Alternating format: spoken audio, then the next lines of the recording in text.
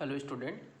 आज की क्लास में बात करेंगे हम लोग आईटी एक्ट के बारे में। आईटी का फुल फॉर्म आप सबको पता है, इंफॉर्मेशन टेक्नोलॉजी एक्ट। मतलब हमारे यहाँ जो कानून है इंडिया में इंफॉर्मेशन टेक्नोलॉजी से संबंधित, उसके बारे में 2000 में ही यह कानून बना था, तो इसीलिए इसका नाम ही है इस टॉपिक का IT act in India 2000। Actually ये जो सीरीज़ चल रहा है, लास्ट जो मैंने 3 वीडियो बनाया हुआ है साइबर लॉ के बारे में, तो साइबर लॉ इन इंडिया हमारे यहाँ कौन कौन से कानून हैं। तो सबसे पहले साइबर लॉ से संबंधित जो हमारा जो सीरीज़ है उसमें मैंने बताया था साइबर क्राइम क्या है। आई बटन के क्लिक पे मैं आपको सभी वीडियो का लिंक दे रहा हूँ। साइबर क्राइम क्या है देख लीजिए, उसके को कौन कौन से जो है साइबर क्राइम के कैटेगरीज़ हैं उसको मैंने उसमें डील किया हुआ था। फिर मैंने जो सेकंड वीडियो बनाया था इस पर साइबर अटैक और साइबर सिक्योरिटी से रिलेटेड था। ठीक है, साइबर क्राइम और या ऑफेंस का पहले वीडियो आया था, फिर साइबर अटैक और सिक्योरिटी पर मैंने दूसरा वीडियो बनाया हुआ है, उसको भी आई बटन के क्लिक पे ही लिंक दे रहा हूँ। उसके बाद इसके लिए जो क्राइम और जो क्रिमिनल्स जो क्राइम कर रहे हैं उनके रोकथाम के लिए, उनसे बचने के लिए हमारे इंडिया में कौन कौन से आईटी एक्ट बना, कब बना, क्या उससे आप कैसे बच सकते हैं, इन सब चीज़ों पर बेस्ड है आज का लेक्चर। तो वीडियो को अंत तक जरूर देखिएगा। पहले मैं आपको बताऊंगा कि भारत में ऑनलाइन जैसे फ्रॉड वगैरह होता है तो उसकी रिपोर्ट कहाँ करते हैं, बहुत सारे लोगों को नहीं पता है, तो पहले मैं वो बताने वाला हूँ आपको। फिर आपको साइबर सेल के बारे में भी थोड़ा सा बताऊँगा। फिर आपको बताऊँगा कि हमारे यहाँ इंडिया में साइबर क्राइम के विरुद्ध कौन कौन से लाभ बने हैं। ठीक है, तो वीडियो को अंत तक देखिएगा। क्लास स्टार्ट करने से पहले यदि चैनल को सब्सक्राइब नहीं किया तो सब्सक्राइब करके बेल आइकन में जाके आपको ऑल प्रेस करना है, ताकि जब भी मैं वीडियो बनाऊँ आप तक नोटिफिकेशन पहुँच जाए। चलिए देखते हैं। तो आईटी एक्ट स्टार्ट करने से पहले जैसे मैंने आपसे कहा, पहले मैं कुछ थ्योरी, कुछ कहानी टाइप आपको सुना देता हूँ कि भारत में जो है ऑनलाइन फ्रॉड की रिपोर्ट कहाँ करें। देखिए, एक्चुअली क्या है, लोगों के साथ कोई भी घटना घट जाती है, अकाउंट से पैसा कट जाता है, इस टाइप का न्यूज़ आपको हर दूसरे दिन सुनने को मिल जाता है।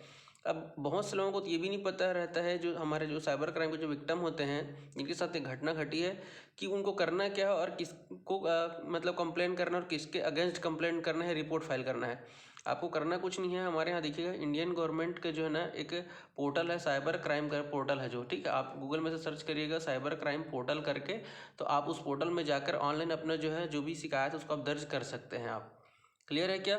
इसके अलावा जो है अभी जो है हमारे यहाँ जब से आईटी एक्ट जो लागू हुआ है, आपको क्या करना है, आपको जो साइबर सेल बना रहता है, हर ज़िले में एक साइबर सेल बना हुआ है, वहाँ जाइए। वहाँ जाके भी आप ऑफलाइन अपना जो भी आपके साथ जो घटना घटी है उसको आप जो है किसी अज्ञात पर्सन के खिलाफ जो है आप अपना शिकायत दर्ज कर सकते हैं। इसके अलावा आप चाहे तो national cyber crime report portal का एक हेल्पलाइन नंबर आपको बता रहा हूँ, 155260। इस पर जाके भी आप क्या कर सकते हैं, ये हमारा national cyber crime reporting portal है और उनका हेल्पलाइन नंबर है। आप वहाँ जाकर भी जो है इस नंबर पर कॉल करके भी आप अपना जानकारी बता सकते हैं। वो आपका जो केस रहेगा वो आपका स्टेट और डिस्ट्रिक्ट वाइज वो आपको दूसरा नंबर प्रोवाइड कर देते हैं, बट ये नेशनल लेवल पर ये नंबर दिया हुआ है। ठीक है, तो जितने भी आपके साथ जो है फेक प्रोफाइल बनाकर इलीगल एक्टिविटी कर रहा है, या आपसे कोई ओटीपी लेके आपका पैसा ट्रांसफ़र कर लिया, कुछ भी होता है, तो आप वहाँ पर जाके इसको कर सकते हैं। तो आईटी सेल क्या है आपको मैंने बता दिया, आप वहाँ पर भी जाके इसके खिलाफ जो है कार्रवाई कर सकते हैं। अब बात कर लेते हैं आईटी एक्ट 2000 के बारे में। तो आईटी का फुल फॉर्म मैंने आपको बताया, इंफॉर्मेशन टेक्नोलॉजी एक्ट 2000 भी कहते हैं, इसको ITA 2000 भी कहा जाता है, इंफॉर्मेशन टेक्नोलॉजी एक्ट भी कहते हैं। हुआ क्या था, तो हमारा जो भारतीय संविधान है जहाँ पर जो है सन 2000 में इसकी शुरुआत हुई थी, बट इसको उपयोग में लाया गया 17 अक्टूबर 2009 को। इसमें जो है भारतीय संसद में संशोधन हुआ। संशोधन करने के पश्चात जब लगा कि इंटरनेट और कंप्यूटर की मदद से जो है क्राइम बढ़ रहा है, तब जाके उन्होंने 17 अक्टूबर 2009 में घोषणा किया, आईटी एक्ट से संबंधित कुछ धाराएं उन्होंने घोषणा किया। उसके कितने भाग हैं, अनुभाग हैं, सब कुछ इसमें बताया गया है। मैं भी इस वीडियो में आपको वो सब चीज़ें बताऊंगा।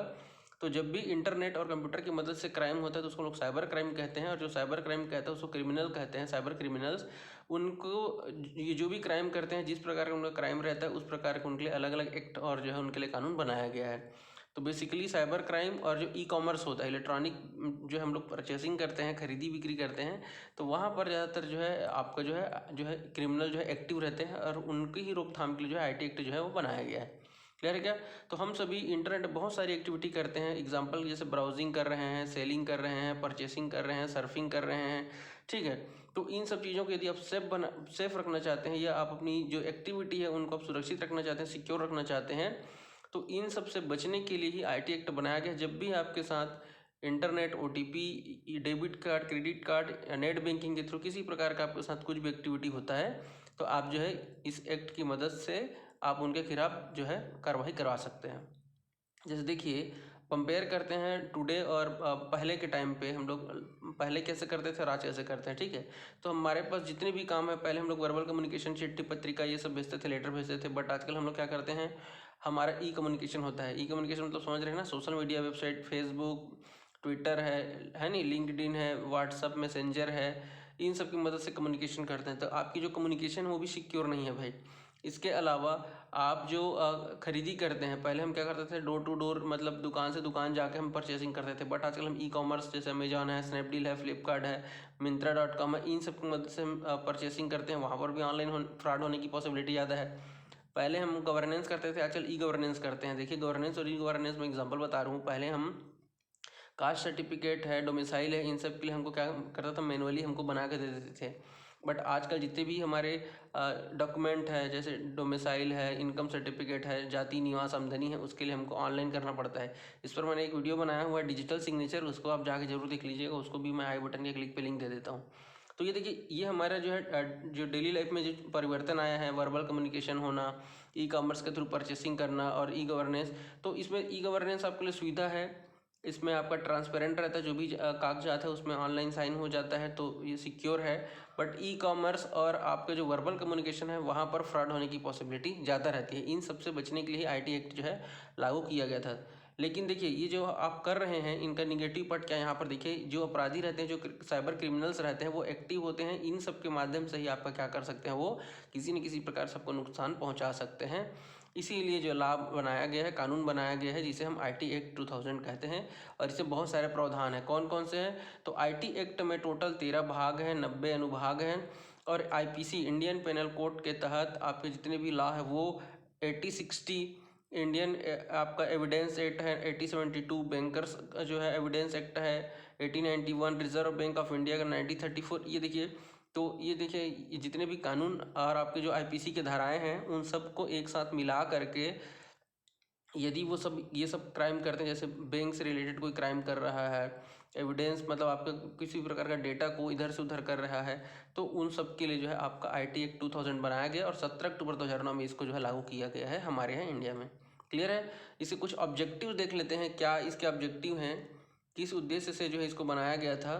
तो थोड़ा बेसिक चीज़ें बता देता हूँ, क्योंकि देखिए कभी भी क्वेश्चन आएगा तो केवल एक आईटी एक्ट जैसे आपसे पूछ दिया मान लीजिए, तो सबसे पहले आपको साइबर क्राइम बताना पड़ेगा, साइबर सिक्योरिटी के बारे में थोड़ा बताना पड़ेगा। फिर मतलब ये जो 3 वीडियो है, जो 3 टॉपिक में जो अभी जो पैरेलल अभी हम जो देख रहे हैं 3 दिन से, है नहीं, तो साइबर क्राइम, साइबर सिक्योरिटी और आईटी एक्ट, ये तीनों को आपको एक साथ लिखना पड़ेगा। आपको मैं यहाँ पर नॉलेज के लिए डीप में बता रहा हूँ, लेकिन यदि आप डिस्क्रिप्टिव पेपर में लिखेंगे तो तीनों को थोड़ा थोड़ा आपको बताना पड़ेगा, क्योंकि तीनों एक दूसरे से क्या करते हैं, एक दूसरे से संबंधित है ये। तो सबसे पहले देखिए, आप जो इलेक्ट्रॉनिक डेटा एक्सचेंज इंटरचेंज कर रहे हैं, जैसे कि मान लीजिए आप मेल ही कर रहे हैं, यदि मेल के लिए आपने यदि स्पैम फिल्टर नहीं लगाया है या कोई सॉफ्टवेयर यूज़ नहीं कर रहे हैं, तो आपका जो कम्युनिकेशन है वो किसी थर्ड पार्टी मतलब हैकर जो है उस तक भी पहुंच सकता है। तो उसके लिए भी जो है कानून ने मान्यता दे दी है इलेक्ट्रॉनिक डेटा एक्सचेंज के लिए कि सिक्योर डेटा एक्सचेंज होना चाहिए, ठीक है। इनक्रिप्टेड भेजिए, ज़्यादा बेटर है। इलेक्ट्रॉनिक कॉमर्स और ई ट्रांजेक्शन दोनों एक दूसरे के से मिलते जुलते हैं। देखिए, आप जब भी ई कॉमर्स करते हैं तब वैसे इलेक्ट्रॉनिक ट्रांजेक्शन ही करते हैं। तो आप यदि ई कॉमर्स से परचेसिंग कर रहे हैं तो ऐसा नहीं भाई कि वो सेफ़ नहीं है, बट कुछ सावधानियां आपको रखना ही पड़ेगा। सुरक्षित है फिर भी आप ऐसे आंख मूंद करके आप कहीं से भी कुछ भी परचेसिंग मत कर लीजिए। मैंने आपको HTTPS के बारे में भी बताया हुआ है, देख लीजिए वो वेबसाइट जो HTTPS है कि नहीं है। दूसरा चीज़, जब भी आप ट्रांजेक्शन कर रहे हैं किसी दूसरे कंप्यूटर से, तो डायरेक्ट मत करिए, आप प्राइवेट ब्राउजिंग इनकॉग्निटो ओपन करिए। जब भी ई ट्रांजेक्शन कर रहे हैं तो देख लीजिए OTP वगैरह आना चाहिए, डायरेक्ट किसी को भी आप ऐसे पैसे ट्रांसफ़र मत कर दीजिए, है नहीं। इन सब के लिए जो है अलग से कानून बनाया गया है। डिजिटल सिग्नेचर को स्वीकार करें, स्वीकार करने के लिए इसका वैलिड सिग्नेचर के लिए कानून मान्यता दिया गया है, ठीक है। ई कॉमर्स के लिए कानून बनाया गया है, ई ट्रांजेक्शन के लिए कानून से मान्यता प्राप्त है। जितने भी बैंकर्स और ऑर्गेनाइजेशन है जो इलेक्ट्रॉनिक ट्रांजेक्शन करते हैं या जो ट्रांजेक्शन करते हैं, उनको इलेक्ट्रॉनिक अकाउंट बुक रखने के लिए मान्यता मिली। जैसे आप टेली का यूज़ कर सकते हैं, इलेक्ट्रॉनिक अकाउंट वो भी तो है ना, ठीक है। तो ऑनलाइन प्राइवेसी है, साइबर क्राइम से प्रोटेक्शन प्रदान करता है कौन, आपका आईटी एक्ट। तो ये सभी चीज़ें हैं। इनका मुख्य उद्देश्य है कि आप यदि इंटरनेट और कंप्यूटर की मदद से ट्रांजेक्शन कर रहे हैं तो सुरक्षित रहना चाहिए, आपकी जानकारी आपकी व्यक्तिगत जानकारी, पर्सनल इन्फॉर्मेशन, आपका अकाउंट डिटेल, ये सब पब्लिक नहीं होना चाहिए।